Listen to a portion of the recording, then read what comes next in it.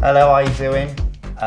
This is my first interview on my channel, and I've got Stuart with me. Thanks for doing it, Stuart. No problem. So we're going to talk about a few things today. Firstly, how are you? How's the game? Yeah, it's okay. Obviously, we've just had the start of the season. The Championship League finished third, joint second. Alan Taylor beat me on the 100 break. So Wow. Not a good start, but we've started. Yeah, and have you got any, last season didn't go great for you, so, sorry to mention that. But have you got any new things you're working on to try and sort of turn that tide? I've started working with Chris Henry December, and obviously we're going forward, and it'd been a travesty if I didn't work with Chris in my career. Yeah. Sat down, talked with Chris before, and he's got things that make my heart beat. Yeah. So yeah, we're working together, and it's going great. Sort of working on concentration, obviously getting older, sort of you start losing that. My eyesight sort of started going, so yeah, just doing a load of things, and it seems good. Yeah, God, he's a great guy to work with. You know, he's a great guy, so it's great.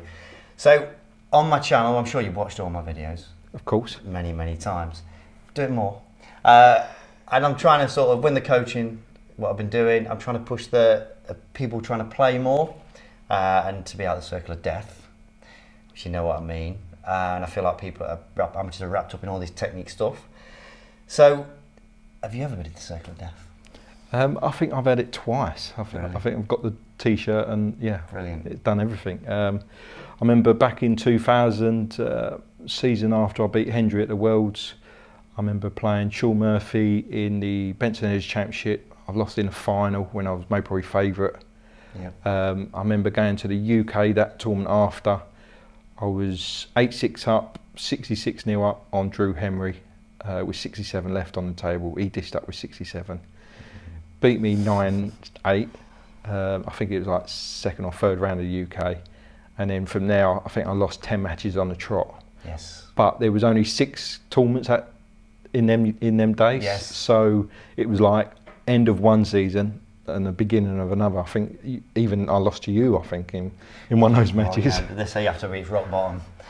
But yeah, and then obviously just one win. I think I beat Ali Carter, and then beat Billy Snadden to go to Thailand when we went out in 2002. Yes, that's a long time ago, yeah. So when you was in the circuit, what was you thinking about? Was it a technique thing? Was it just emotions? Or what do you think was going wrong?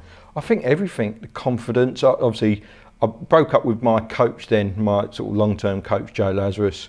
I tried a new coach, Alan Bell, which was maybe probably the worst decision of my life. Sorry, Alan, but it's true. But then, yeah, obviously, I tried to, like you say, get into the technique. He was saying I weren't hitting centre ball, I'm hitting on the right-hand side. Yeah, I want the middle. Why would you want the middle? But yeah, so I was going through maybe probably emotions, technique, everything, and that's a disaster in the game, isn't it? It is an absolute horrible place to be, and like I say, I keep trying to tell everyone to stay out of it because it's a road to ruin, it really is.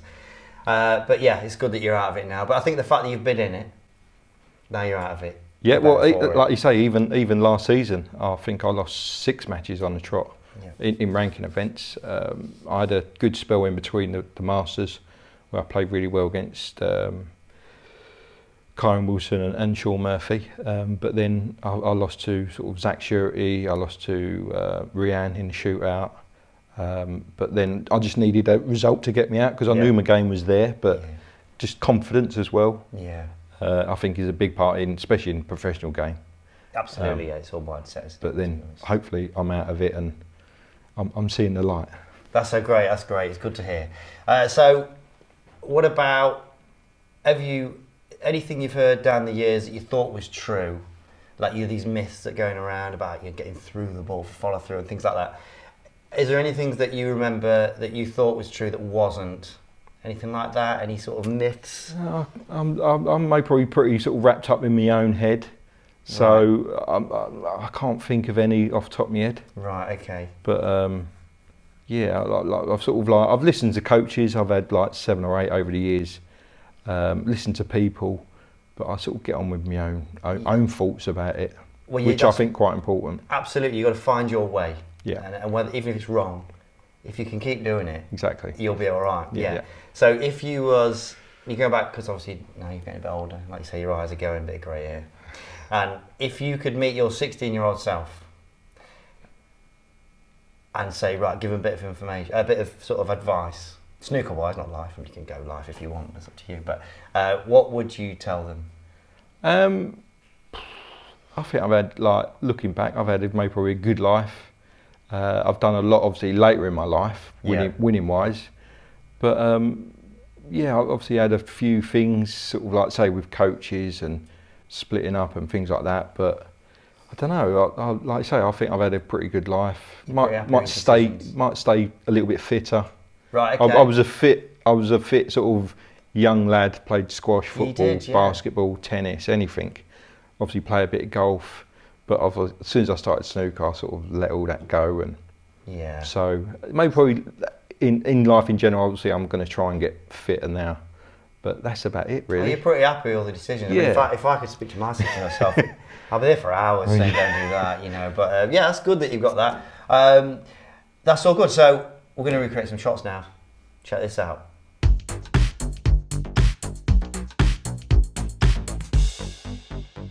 Right, so we're going to recreate some shots, good and bad.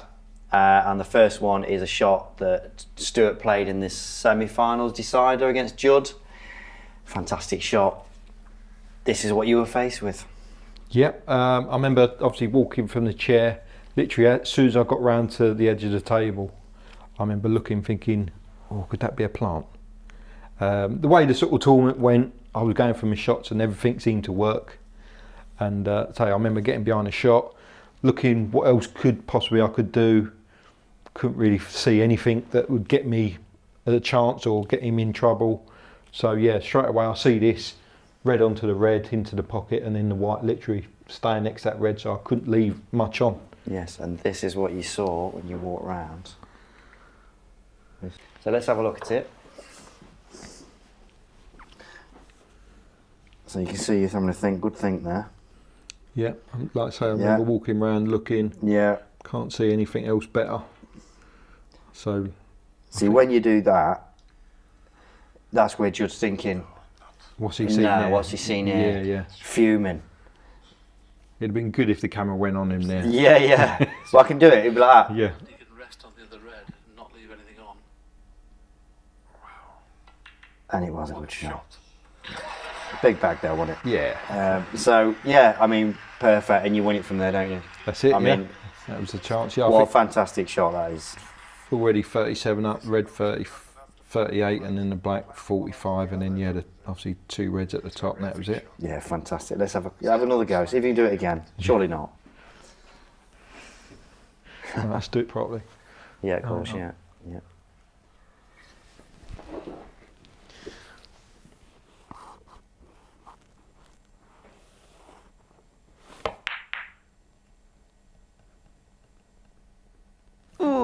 He's got it.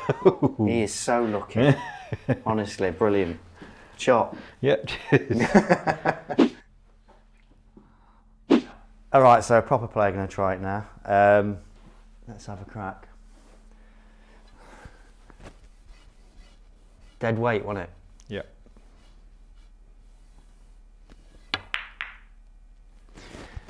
Oh, no danger. Man went straight in.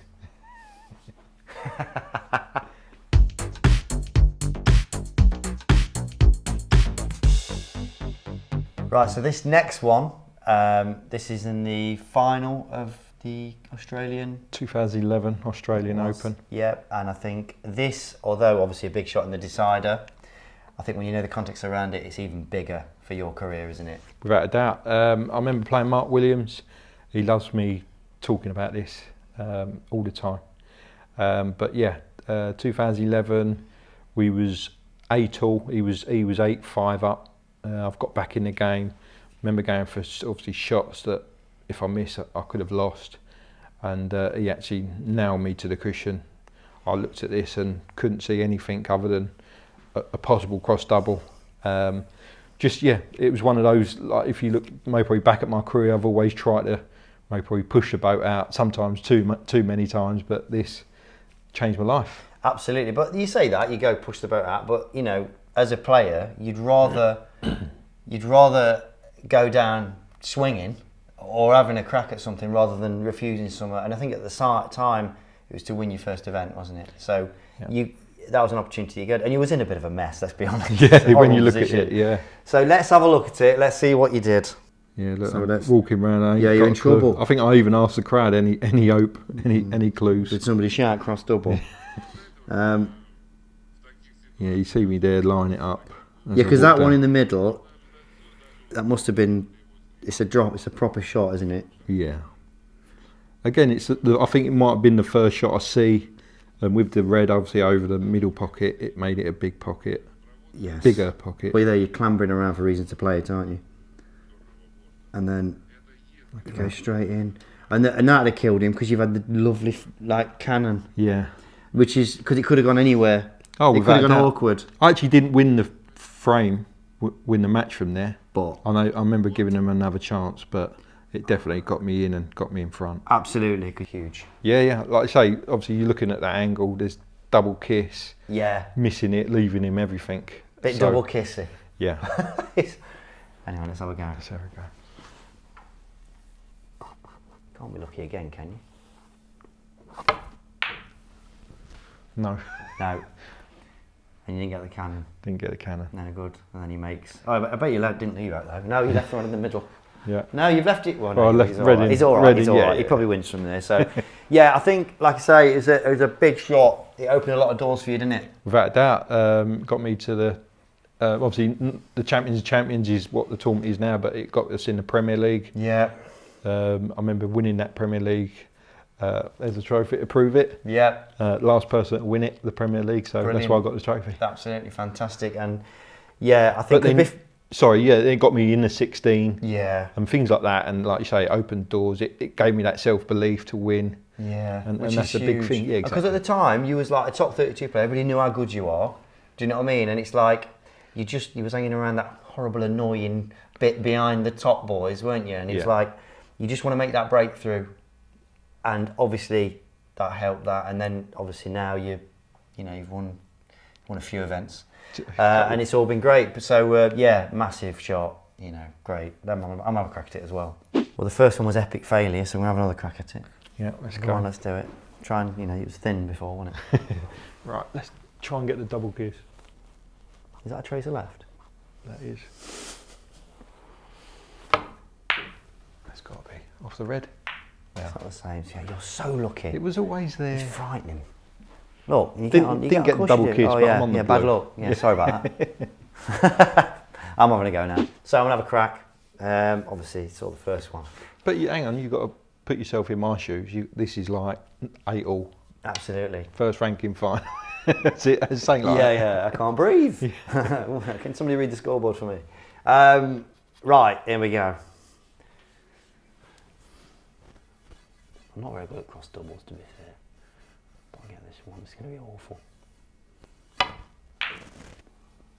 See? Not again. Oh, it's unlucky. I think that's come up a bit square, to be honest. Yeah, bad luck. You want to try again? Let's do it. One more go. See, now you will it, Vicar. Absolutely, I will. Don't have me over. Yeah, it's there. It's about there. Is it? Yeah, I think so. That right? Perfect. Right. Let's go. Take two. Here we go. 1,000. No, Finn. Off the other red. Off the other red. Yeah, that's useless. Yeah, actually. Yeah, you stuck it. Yeah, bad one. Anyway, stupid shot anyway.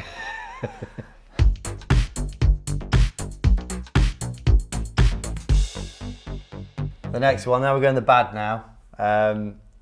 We couldn't go through this part of it and not talk about this pink. So it's in the World Championship, you're on a maximum, and you're faced with this. Tell me how you got there and talk about how you were feeling. Well, this still hurts me. 21 years of hurt. This is. Yeah. It still gets brought up all the time. Yeah, Mr. Pink. Mr. Pink. Yeah. Yeah, it's still a bad one. Even just looking at it, it still gives me shivers. Yeah. Now, obviously, that's still bad now. Obviously, horrible. Obviously, the career you've had, it's not so bad. But the context around it at the time, obviously that's before you'd won anything. So although it's bigger then, because this would have been your greatest achievement, wouldn't it? And obviously the money at the time would have been, what was it? How much would it be? 167,000 for the max and then 20 for the eye break. So it's seismic really at the time. I thought you played the wrong shot, to be honest, Stuart. But you know, I'd have just dropped it and played on a high black. But tell me why you made the decision. I remember in practice, I remember sort of coming up with this shot, and I just at first sort of, again, it's the first shot you see, and for me the first shot was to screw it off the top cushion and come back. Everyone thought I'd maybe probably try to come off that cushion with the side, but if you can catch this plain ball, when it is that top cushion, it sort of springs off when you're at your playing ball. I think I marked King the next day, why didn't you play off that cushion around the angles? I remember sort of in the practice table the next day, I think it took me 5 goes just to pop the pink. I kept missing it. Same thing. I mean, and I think Hendry and Mark Williams walked in and they sort of laughed, "You still practicing that pink?" Brilliant. So the memories of it. Nice guys, aren't they? Yeah, I know. Do you know what I mean? That's why. Yeah. Psychopaths, bless them. So again, the thing is, looking at it here, the shot you'd think is there, like you say, but I'm thinking I'd be frightened of in off. Yeah. It's all those nightmare scenarios. The thing, like, you don't maybe probably understand, it's like the adrenaline's pumping. Yeah, well that's it. You're not thinking clear. No. Like you say, it's 167 grand. I think at the time my career earnings were 58,000 or something. Really, that just shows so you. It's just like you say, it's like obviously I did look at the pink to drop it in to leave myself the higher black, but you then don't want to miss a bat. You want to make it as easy as possible. Yeah. You're checking it in, but all of a sudden you could horrible, easily throw your horrible. Don't even think about it. Can't even think about it. Yeah. So obviously at the moment your mind's racing. You're going through that period. Did you feel all right? No, like everything. Yeah, everything felt a bit tight, and so obviously for me, I mean, I see you twitched it, but obviously it's hard to say that. But there's two different kind of twitches, isn't there? For me, there's the butcher it, or there's just the mind go, right? Did you feel like you hit it bad, or did you not think it through, or did you not aim well? Why do you think you missed it? I know you know. I missed it thin, and I think where you'd normally play that shot with a bit of, maybe probably a little bit of left. Trace of left. Yes. Yeah. Bit of help inside. Yeah, correct. So where I've aimed and hit middle, it ain't had that little push. No, you've not. Yeah, it's not had that. Yeah, I know what you mean. It's a hard thing. It's not had the technical term. So I think I did. I think like when you look back, I had a bit of a snatch at it. It was a bad hit. Just exactly. Right. It was one of those. That's good. Like well, if it's a bad hit, it's one of them, isn't it? Yeah. It's horrible. Let's see if you can recreate it, but we're going to try and pot it this time. I think if you're going to be a bad hit, I'll move out of the way. Yeah. Is that camera right there? Yeah.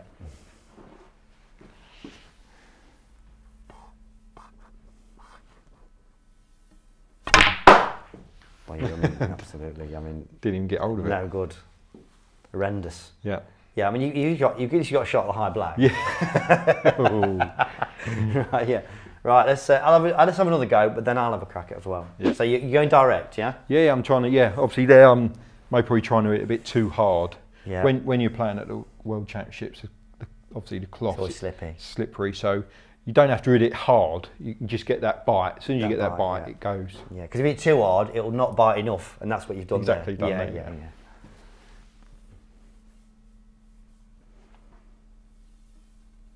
Yeah.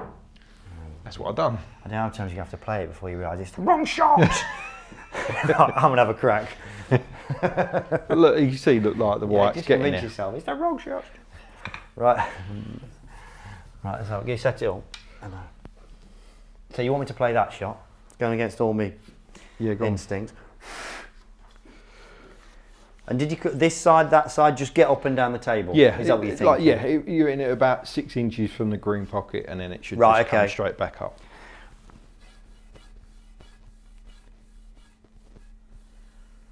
I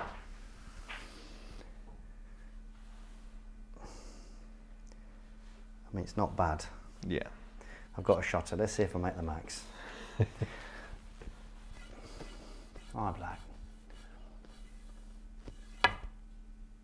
Oh. No danger. Drinks are on me.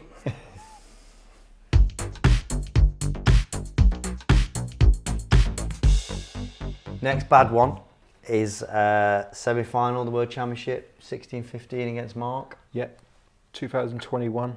We got pulled off at 16-14, at 16-15. So I think we had maybe probably 2 or 3 hours thinking about where it went wrong. But yeah, we come back and I had a chance off the last red to get on the black. Didn't get on the black, snookered him. A couple of shots later, he got away with a few things here and there. Not better. and he set a trap and he got me in trouble. And looking back, hindsight, I wish I'd have played it obviously differently. I've tried to come off like 2 or 3 cushions to obviously lay on the green. But looking back, I remember Ronnie the year before, he was getting in snookers and he was coming off cushions, hitting it hard, and he rode his luck. I wish now I probably would have done that. I think that's hindsight. I mean, looking at this shot, I don't think you played the wrong shot. Let's have a look at it, and let's see what you did. So there you are. Yeah. So I think it's the right shot. Yeah, obviously coming off like 2 cushions, had a chance of maybe probably sliding off a couple or coming off square. And then you bit like terrible, didn't you? Because you just missed the blue. Just hit the blue again. But again, it got closer. Yeah. And you tried again. Bad one. Yeah, I think that was bang on line, but underhit it. Yeah, that kills you. I was obviously too scared to go past it and leave in what I actually did eventually. Is this the one? The bad one? I think the 5th time. Well, you give it the cue thing, the moan, the pre-moan. Again, I think it might have just come off a cushion a bit lively, a bit square straight away. Look here. That did come off, and Yeah. Bad one. Yeah, no good. Yeah. And then of course he pots that. And pots a green, that's it, Yeah, so it seemed to ping, didn't it? Yeah, obviously coming off cushions a little bit chalk on the ball, it can happen. So yeah, even with the magic chalk. Yeah. So let's have a crack at it again. So this is probably what I should have done, like say what Ronnie was doing, hitting the ball 1 cushion. This is what you feel like you should have done, yeah.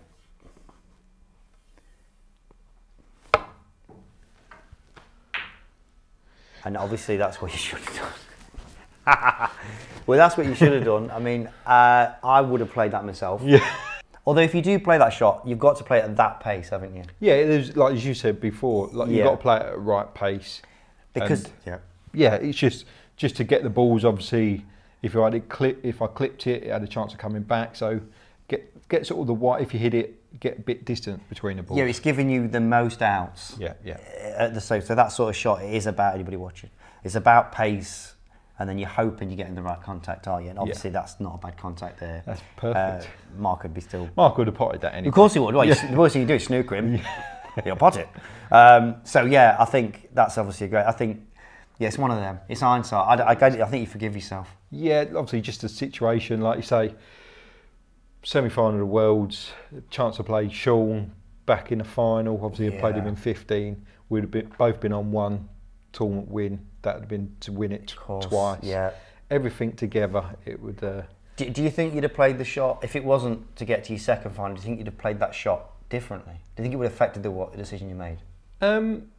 Yeah, knowing what everything comes from it. Yeah, I may probably would have played it. Might have been like that. To not get stuck in the rut. Right. So I've probably played on the edge of trying to just keep it safe instead of going for the shot and not losing the way I did. Yeah, you think you got drawn into that? Yeah, I think I did. Right, okay.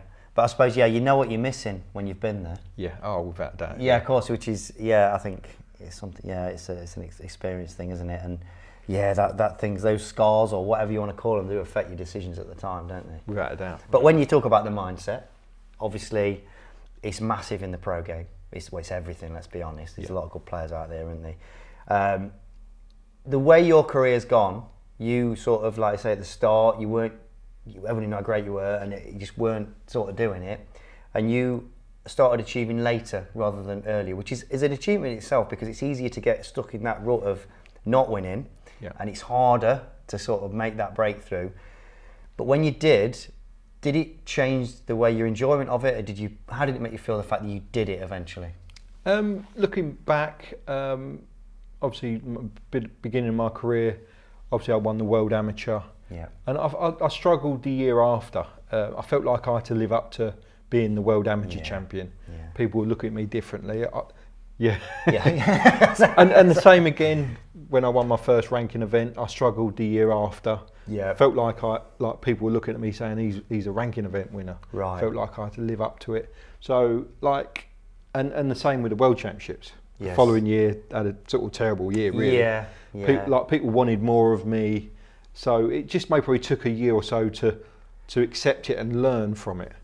Some people are different, like say obviously talking about Luca, I'm sure he'll come on and all guns blazing and he'll be a great world champion. Yes. But obviously for someone like me, where I've done it late in my career, Yeah. I think all the scars, I'm probably a bit more reserved and trying to live up to. Yeah. But I think that's down to character. Yeah, probably. I think Luca, the way he goes about things, he's always believed he's world champion. So you feel like he'll just rise to it. Well, we'll see. We'll find out, won't we? So, but as far as yourself, like you say, he was late on. I think as a player, would you rather have the scars first so that you enjoy it more after?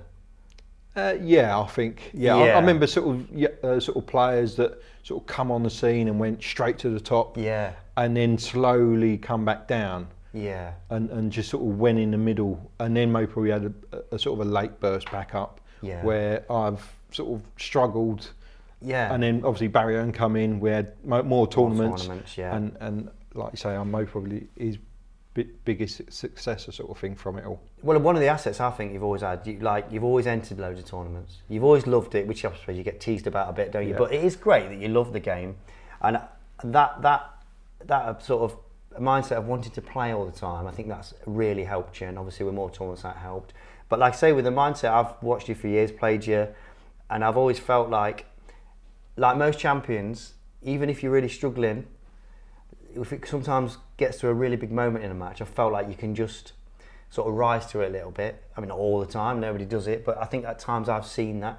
You did it against me last season, I'm still bitter. But yeah, I just felt like you can do that, which is obviously mindset, isn't it? So and I think that's all the experiences you've had. It must make a big difference. Yeah, like I say, I think if you can bottle how you feel when it matters, it'll be worth its weight in gold. Absolutely. For me, like I say, if I can play with a smile on my face and relax, and sort of like I say, when we played, I'm 3-2 down. I've cleared up with 60, but it was like I'd give up because. All right. But like, I was obviously struggling. I missed a few blacks. I twitched a few. I was like, I weren't in a great place. Yeah. Well, I felt more comfortable in that match. I felt more comfortable than you did, as mad as it sounds. But like I say, that moment, you sort of stepped up. Yeah, obviously it's in there somewhere. Yes. It's just obviously coming out, and like you see it on TV with the top players, the Ronnies and Johns. Yeah.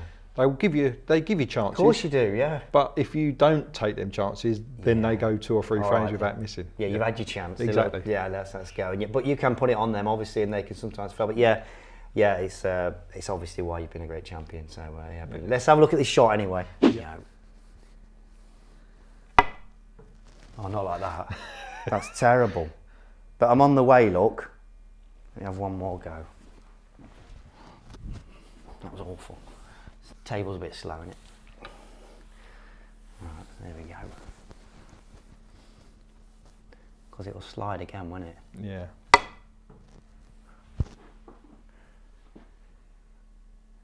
Oh, got the line. Got the line. Oh, there we go. That's nearly good. Yeah.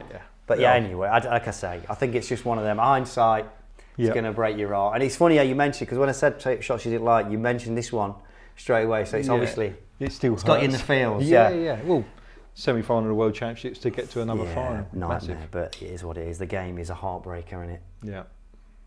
Cheers.